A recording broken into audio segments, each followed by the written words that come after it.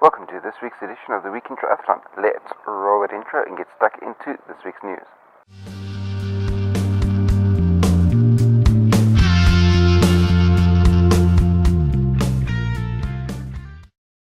Like and subscribe for more. Well, top of the news this week is that Lionel Sanders has bookmarked his second place at Kona this year by taking the win in a sub-8-hour time at Ironman, Arizona. I remember once upon a time there was a time when the top pros were absolutely shattered after racing Kona and would then do one end of season Ironman to be barely finishing the event simply to validate their ticket for the forthcoming season. However, those days seem to have come and gone, with the likes of Lionel Sanders being able to push a sub-8-hour Ironman just 5 weeks after Kona. Obviously, Lionel's recovery process in order to be able to be fully recovered for Ironman Arizona started immediately upon crossing the finish line. A big piece of news making headlines this week is the story of James and Jodie Cunnama. As many of you know, Jodie is expecting their first child, and the child was actually due this past Sunday. I've been keeping a close eye on Twitter, and there's been nothing to report there as yet. The happy birth may very well be happening either while I'm recording this video or during the edit process. And if the news comes out while I'm busy with the edit process, I'll be posting a little link across the screen right over here, letting you know what the news is.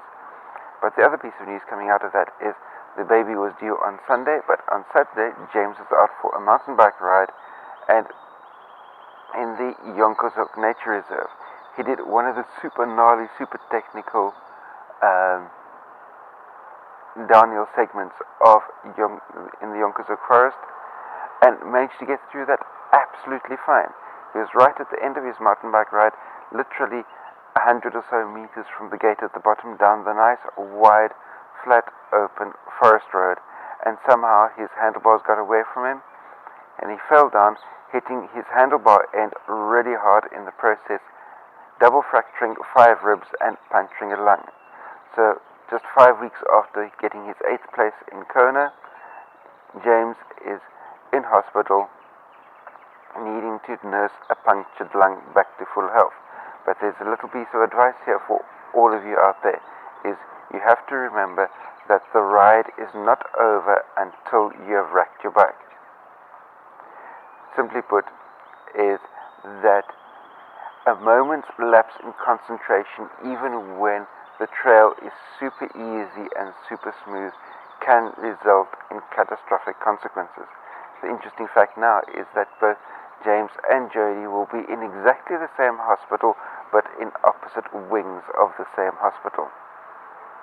But James seems to be already making a really good recovery, because he's already complaining about how little the hospital gives him to eat, and how this isn't nearly enough to be able to fuel an elite athlete.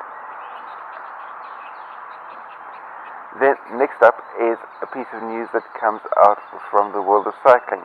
The British Anti-Doping Association have just finished their Bradley Wiggins investigation and decided there's nothing to prosecute there. Even with the therapeutic use exemption forms that were discovered that were for somewhat slightly dubious circumstances. But then another piece of news that came out from that is Shane Sutton, who was the former performance director of British Cycling, also a former coach of Bradley Wiggins and a former mentor of the same cyclist, came out and caused a bit of a stir by saying that gaming the TUE system, gaming the therapeutic use exemption system, was just part of the marginal gains that were incorporated by British Cycling. And for those of you that don't know, therapeutic use exemptions are where athletes are allowed to use banned substances, for instance like corticosteroids, to treat a known medical condition. So if you've got a really helpful doctor that will be able to give you a prescription for corticosteroid and give it to you on the basis of some or other diagnosis, then you'll be fully within the rules of the sport to use those corticosteroids. Then getting back onto the Ironman front, Austin, Texas will host the new Ironman 70.3 Austin for the first time on the 28th of October 2018. From a journalistic point of view, that's going to be a really interesting challenge.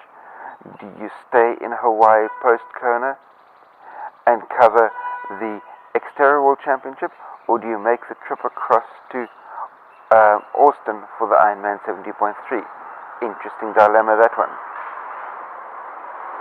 Then, the final piece of news is that new mother Liz Blatchford is doing all of her key bike run sessions indoors so that she can stay close to baby daughter Mai ahead of the Ironman 70.3 Asia Pacific Championships that's happening in Penrith on the 26th of November. That brings me to the end of this week's edition of the Week in Triathlon. Be sure to like this video, share it out amongst your friends. If you're new to my channel, hit the subscribe button that's down there. And last but by no means least, until the two of us meet again, stay carved up for the win. See you next time. Cheers.